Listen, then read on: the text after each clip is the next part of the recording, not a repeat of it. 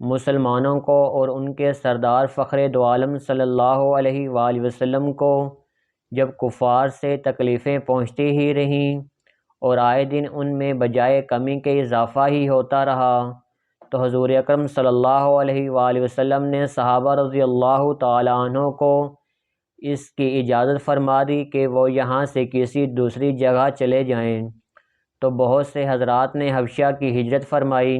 حبشہ کے بادشاہ اگرچہ نصرانی تھے اور اس وقت تک مسلمان نہ ہوئے تھے، مگر ان کے رحم دل اور منصف مزاج ہونے کی شہرت تھی۔ چنانچہ نبوت کے 5ویں برس رجب کے مہینہ میں پہلی جماعت کے 11 یا 12 مرد اور 4 یا 5 عورتوں نے حبشہ کی طرف ہجرت کی۔ مکہ والوں نے ان کا پیچھا بھی کیا کہ یہ نہ جا سکیں، مگر یہ لوگ ہاتھ نہ آئے۔ وہاں پہنچ کر ان کو یہ خبر ملی کہ مکہ والے سب مسلمان ہو گئے اور اسلام کا غلبہ ہو گیا۔ اس خبر سے یہ حضرات بہت خوش ہوئے اور اپنے وطن واپس آ گئے، لیکن مکہ کے قریب پہنچ کر معلوم ہوا کہ یہ خبر غلط تھی اور مکہ والے اس طرح بلکہ اس سے بھی زیادہ دشمنی اور تکلیفیں پہنچانے میں مصروف ہیں، تو بڑی دقت ہوئی۔ ان میں سے بعض حضرات وہیں سے واپس ہو گئے اور بعض کسی کی پناہ لے کر مکہ مکرمہ میں داخل ہوئے۔ یہ حبشہ کی پہلی ہجرت کہلاتی ہے۔ اس کے بعد ایک بڑی جماعت نے، جو 83 مرد اور 18 عورتیں بتلائی جاتی ہیں، متفرق طور پر ہجرت کی اور یہ حبشہ کی دوسری ہجرت کہلاتی ہے۔ بعض صحابہ رضی اللہ تعالیٰ عنہ نے دونوں ہجرتیں کیں اور بعض نے ایک۔ کفار نے جب یہ دیکھا کہ یہ لوگ حبشہ میں چین کی زندگی بسر کرنے لگے تو ان کو اور بھی غصہ آیا اور بہت سے تحفے تحائف لے کر نجاشی شاہ حبشہ کے پاس ایک وفد بھیجا، جو بادشاہ کے لیے بھی بہت سے تحفے لے کر گیا اور اس کے خاص اور پادریوں کے لیے بھی بہت سے ہدیے لے کر گیا۔ جا کر اول پادریوں اور حکام سے ملا اور ہدیے دے کر ان سے بادشاہ کے یہاں اپنی سفارش کا وعدہ لیا، اور پھر بادشاہ کی خدمت میں یہ وفد حاضر ہوا۔ اول بادشاہ کو سجدہ کیا اور پھر تحفے پیش کر کے اپنی درخواست پیش کی، اور رشوت خور حکام نے تائید کی۔ انہوں نے کہا کہ اے بادشاہ، ہماری قوم کے چند بیوقوف لڑکے اپنے قدیمی دین کو چھوڑ کر ایک نئے دین میں داخل ہو گئے، جس کو نہ ہم جانتے ہیں نہ آپ جانتے ہیں، اور آپ کے ملک میں آ کر رہنے لگے۔ ہم کو شرکائے مکہ نے اور ان لوگوں کے باپ، چچا اور رشتہ داروں نے بھیجا ہے، ان کو واپس لائیں، آپ ان کو ہمارے سپرد کر دیں۔ بادشاہ نے کہا، جن لوگوں نے میری پناہ پکڑی ہے، بغیر تحقیق ان کو حوالہ نہیں کر سکتا۔ اول ان سے بلا کر تحقیق کر لو، اگر صحیح ہوا تو حوالے کر دوں گا۔ چنانچہ مسلمانوں کو بلایا گیا۔ مسلمان اول بہت پریشان ہوئے، کیا کریں، مگر اللہ کے فضل نے مدد کی اور ہمت سے یہ طے کیا کہ چلنا چاہیے اور صاف صاف بات کہنا چاہیے۔ بادشاہ کے ہاں پہنچ کر سلام کیا۔ کسی نے اعتراض کیا کہ تم نے بادشاہ کو آداب شاہی کے موافق سجدہ نہیں کیا۔ ان لوگوں نے کہا کہ ہم کو ہمارے نبی صلی اللہ علیہ وآلہ وسلم نے اللہ کے سوا کسی کو سجدہ کرنے کی اجازت نہیں دی۔ اس کے بعد بادشاہ نے ان سے حالات دریافت کیے۔ حضرت جعفر رضی اللہ تعالیٰ عنہ آگے بڑھے اور فرمایا کہ ہم لوگ جہالت میں پڑے ہوئے تھے، نہ اللہ کو جانتے تھے اور نہ اس کے رسولوں سے واقف تھے، پتھروں کو پوجتے تھے، مردار کھاتے تھے، برے کام کرتے تھے، رشتہ ناتوں کو توڑتے تھے۔ ہم اس حال میں تھے کہ اللہ نے اپنا ایک رسول بھیجا، جس کے نسب کو، اس کی سچائی کو، اس کی ایمانداری کو، پرہیزگاری کو ہم خوب جانتے ہیں۔ اس نے ہم کو ایک اللہ وحدہ لا شریک کی عبادت کی طرف بلایا اور پتھروں اور بتوں کو پوجنے سے منع فرمایا۔ اس نے ہم کو اچھے کام کرنے کا حکم دیا، برے کاموں سے منع کیا۔ اس نے ہم کو سچ بولنے کا حکم دیا، امانت داری کا حکم دیا، صلح رحمی کا حکم، پڑوسیوں کے ساتھ اچھا برتاؤ کرنے کا حکم دیا، نماز، روزہ، صدقہ، خیرات کا حکم دیا، اور اچھے اخلاق تعلیم، زنا، بدکاری، جھوٹ بولنا، یتیم کا مال کھانا، کسی پر تہمت لگانا اور اس قسم کے برے اعمال سے منع فرمایا۔ ہم کو قرآن پاک کی تعلیم دی، ہم اس پر ایمان لائے اور اس کے فرمان کی تعمیل کی، جس پر ہماری قوم ہمارے دشمن ہو گئی اور ہم کو ہر طرح ستایا۔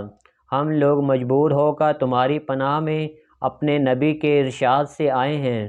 بادشاہ نے کہا، جو قرآن تمہارے نبی صلی اللہ علیہ وآلہ وسلم لے کر آئے ہیں وہ کچھ مجھے سناؤ۔ حضرت جعفر رضی اللہ تعالیٰ عنہ نے سورۃ مریم کی اول آیتیں پڑھیں، جس کو سن کر بادشاہ بھی رو دیا اور اس کے پادری بھی جو کثرت سے موجود تھے، سب کے سب اس قدر روئے کہ داڑھیاں تر ہو گئیں۔ اس کے بعد بادشاہ نے کہا کہ خدا کی قسم، یہ کلام اور جو کلام حضرت موسیٰ علیہ السلام لے کر آئے تھے ایک ہی نور سے نکلے ہیں، اور ان لوگوں سے انکار کر دیا کہ میں ان کو تمہارے حوالے نہیں کر سکتا۔ وہ لوگ بڑے پریشان ہوئے کہ بڑی ذلت اٹھانا پڑی۔ آپس میں صلاح کر کے ایک شخص نے کہا کہ کل کو میں ایک ایسی تدبیر کروں گا بادشاہ ان کی جڑ ہی کاٹ دے۔ ساتھیوں نے کہا بھی کہ ایسا نہیں چاہیے، یہ لوگ اگرچہ مسلمان ہو گئے مگر پھر بھی رشتہ دار ہیں، مگر اس نے نہ مانا۔ دوسرے دن پھر بادشاہ کے پاس گئے اور جا کر کہا کہ یہ لوگ حضرت عیسیٰ علیہ السلام کی شان میں گستاخی کرتے ہیں، ان کو اللہ کا بیٹا نہیں مانتے۔ بادشاہ نے پھر مسلمانوں کو بلایا۔ صحابہ رضی اللہ تعالیٰ عنہ فرماتے ہیں، دوسرے دن کے بلانے سے ہمیں اور بھی زیادہ پریشانی ہوئی۔ بہرحال گئے۔ بادشاہ نے پوچھا کہ تم حضرت موسیٰ علیہ السلام کے بارے میں کیا کہتے ہو؟ انہوں نے کہا کہ وہی کہتے ہیں جو ہمارے نبی پر ان کی شان میں نازل ہوا کہ وہ اللہ کے بندے ہیں اور اس کے رسول ہیں، اس کی روح ہیں اور اس کے کلمہ ہیں جس کو خدا نے کنواری اور پاک مریم علیہ السلام کی طرف ڈالا۔ نجاشی نے کہا کہ حضرت عیسیٰ علیہ السلام بھی اس کے سوا کچھ نہیں فرماتے۔ پادری لوگ آپس میں کچھ چخ کرنے لگے۔ نجاشی نے کہا کہ تم جو چاہو کہو۔ اس کے بعد نجاشی نے ان کے تحفے واپس کر دیے اور مسلمانوں سے کہا کہ تم امن سے رہو، جو تمہیں ستائے ان کو تاوان دینا پڑے گا۔ اس کا اعلان بھی کر دیا کہ جو شخص ان کو ستائے گا اس کو تاوان دینا پڑے گا، جس کی وجہ سے وہاں کے مسلمان کا اکرام اور بھی زیادہ ہونے لگا اور اس وفد کو ذلت سے واپس آنا پڑا۔ تو پھر کفار مکہ کا جتنا بھی غصہ جوش کرتا ظاہر ہے۔ اس کے بعد حضرت عمر رضی اللہ تعالیٰ عنہ نے اسلام لانے سے ان کو بھی جلا کر رکھا تھا اور ہر وقت اس فکر میں رہتے تھے کہ لوگوں کا ان سے ملنا جلنا بند ہو جائے اور اسلام کا چراغ کسی طرح بجھے۔ اس لیے سرداران مکہ کی ایک بڑی جماعت نے آپس میں مشورہ کیا کہ اب کھلم کھلا محمد صلی اللہ علیہ وآلہ وسلم کو قتل کر دیا جائے، نعوذ باللہ۔ لیکن قتل کر دینا بھی آسان کام نہ تھا، اس لیے کہ بنو ہاشم بھی بڑے جٹھے اور اونچے طبقہ کے لوگ شمار ہوتے تھے۔ وہ اگرچہ مسلمان نہیں ہوئے تھے لیکن جو مسلمان نہیں تھے وہ بھی حضور اکرم صلی اللہ علیہ وآلہ وسلم کے قتل ہو جانے پر آمادہ نہیں تھے۔ اس لیے ان سب کفار نے مل کر ایک معاہدہ کیا کہ سارے بنو ہاشم اور بنِ عبد المطلب کا بائیکاٹ کر دیا جائے، نہ ان کو کوئی شخص اپنے پاس بیٹھنے دے، نہ ان سے کوئی خرید و فروخت کرے، نہ بات چیت کرے، نہ ان کے گھر جائے، نہ ان کو اپنے گھر میں آنے دے، اور اس وقت تک صلح نہ کی جائے جب تک کہ وہ حضور اکرم صلی اللہ علیہ وآلہ وسلم کو قتل کر کے حوالے نہ کر دیں، نعوذ باللہ۔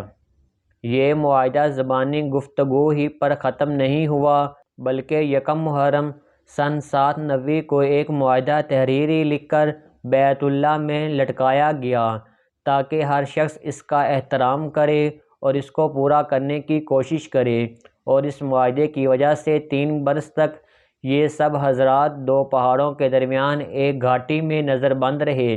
نہ کوئی ان سے مل سکتا تھا، نہ یہ کسی سے مل سکتے تھے، نہ مکہ کے کسی آدمی سے کوئی چیز خرید سکتے تھے، نہ باہر کے آنے والے کسی تاجر سے مل سکتے تھے۔ اگر کوئی شخص باہر نکلتا تو پیٹا جاتا اور کسی سے ضرورت کا اظہار کرتا تو صاف جواب پاتا۔ معمولی سامان غلہ وغیرہ ان لوگوں کے پاس تھا، وہ کہاں تک کام دیتا۔ آخر فاقوں پر فاقے گزرنے لگے اور عورتیں اور بچے بھوک سے بیتاب ہو کر روتے اور چلاتے، اور ان کے اعضاء کو اپنی بھوک اور تکلیف سے زیادہ ان بچوں کی تکلیف ستاتی۔